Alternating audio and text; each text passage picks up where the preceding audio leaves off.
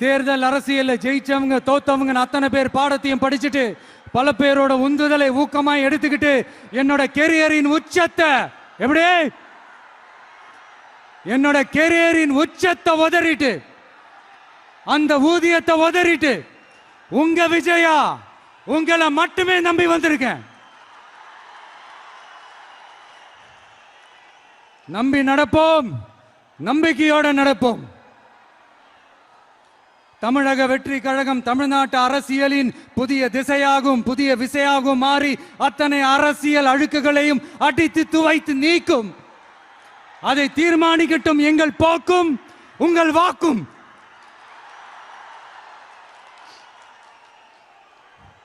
தமிழ்நாட்டின் வெற்றிக்காக புதியதோ ஒரு விதி ஒன்றை புதுமையாய் நாம் செய்வோம். நீங்க தான் எனக்கு எல்லாமே.